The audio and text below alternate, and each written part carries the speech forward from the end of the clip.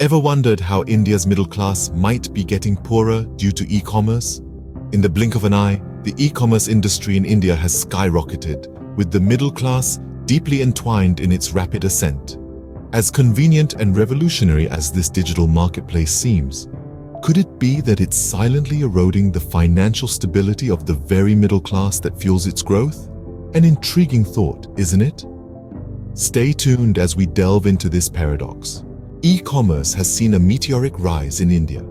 Over the past decade, digital marketplaces have rapidly transformed the way we shop, and nowhere is this change more apparent than in the bustling heart of India's middle class.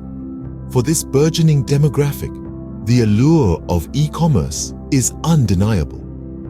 Now, let's take a moment to consider why e-commerce has become such a sensation among the middle class in India. First off, there's the sheer convenience of it all.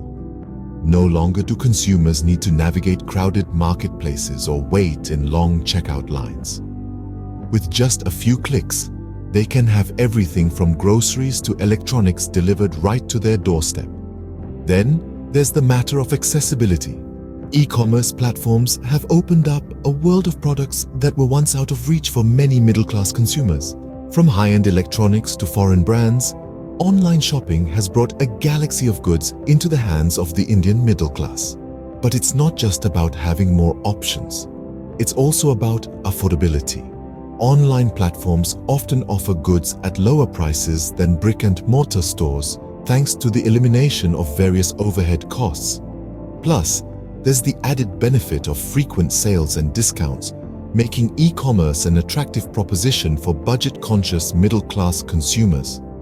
At the same time, the rise of e-commerce in India is fueled by increasing internet penetration and smartphone usage.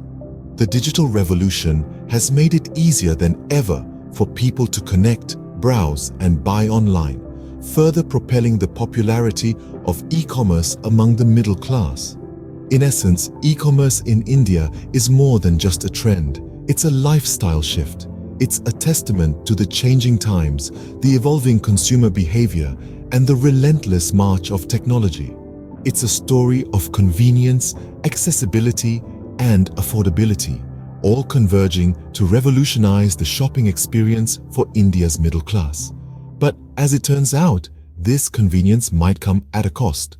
Take the case of Mr. Sharma, a typical middle-class Indian consumer. Mr. Sharma is an avid user of e-commerce platforms. He enjoys the convenience of having a world of products at his fingertips and the ease of home delivery. But the convenience comes at a price, and often it's a price that's hidden beneath layers of attractive discounts and deals. Mr. Sharma, like many of us, is drawn to the allure of sales. The promise of saving money is enticing, and the countdown timers create a sense of urgency that can lead to impulsive purchases. But let's break down the actual cost. Mr. Sharma buys a shirt, originally priced at 2,000 rupees, on sale for 1,000. He feels like he saved 1,000 rupees. But did he need that shirt? If not, he's not really saved anything. In fact, he spent an extra 1,000 rupees that he wouldn't have otherwise. Then there are the hidden costs. Shipping charges, service taxes, and even the cost of returns can all add up. For Mr. Sharma, his 1,000 rupee shirt suddenly costs him 1,300 after adding shipping and tax. And if he decides to return it, he's lost more money on return shipping. Frequent sales also play a part in this cycle. Every other week, there's a new sale, a new reason to shop. Mr. Sharma buys more, spends more, and the cycle continues. The money he thought he was saving with each purchase, he's actually spending, and often on things he doesn't need. The convenience of e-commerce is undeniable, but it's important to be aware of these hidden costs. The next time you see a sale, take a moment. Think about whether you need that item. Consider the full cost and make an informed decision. Mr. Sharma's story is not unique. Many middle-class Indians are falling into the same trap. There's a psychological aspect to this phenomenon. Let's delve into the human mind for a bit. What drives us to click that Buy Now button more often than we probably should? One potent factor is the fear of missing out, commonly known as FOMO. E-commerce platforms are well aware of this trait and use it to their advantage. They flaunt limited-time offers and flash sales, creating a sense of urgency. You feel compelled to buy right now or risk losing out on a fantastic deal. But here's the catch. There's always another deal around the corner. Then there's the illusion of saving money through discounts. Who doesn't love a good bargain, right? But have you ever stopped to consider whether you would have bought that item if it wasn't on sale? We're often lured into buying things we don't need just because they're marked down. This, my friends, is a classic example of the sunk cost fallacy. We feel we're saving money when in reality, we're just spending it unnecessarily. Finally, let's talk about the ease of spending money online. Gone are the days when you had to count out bills and coins to make a purchase. Today, a few taps on your screen and voila, your order is on its way. This convenience, however, can be a double-edged sword. Without the physical act of handing over cash, we lose a sense of the value of money. It becomes easier to spend and harder to save. So you see, our own psychology can sometimes lead us down a tricky path. E-commerce platforms, with their clever marketing strategies, play on these psychological tendencies, enticing us into spending more than we intend to. And while these purchases may seem harmless in the moment, they can quickly add up, leading to financial stress, especially for those in the middle class. This psychological manipulation can have serious financial implications for the middle class. This trend is contributing to a larger issue. It's like a domino effect. One piece falls and it triggers the fall of the next.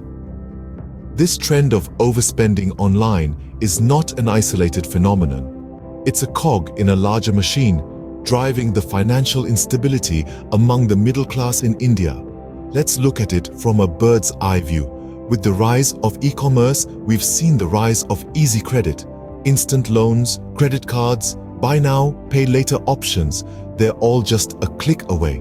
They seem convenient, don't they? But here's the catch. These facilities, while making our purchases seemingly effortless, are leading to an increase in debt among the middle class. It's a trap that's easy to fall into. You see something you like, you don't have the money for it right now. But hey, there's a buy now, pay later option, so you go for it. And before you know it, you're in a cycle of debt that's hard to break free from. But the repercussions of this are not just limited to increasing debt. The other side of the coin is just as concerning, with more and more money being funneled into buying things we don't necessarily need. There's less and less being set aside for emergencies or retirement.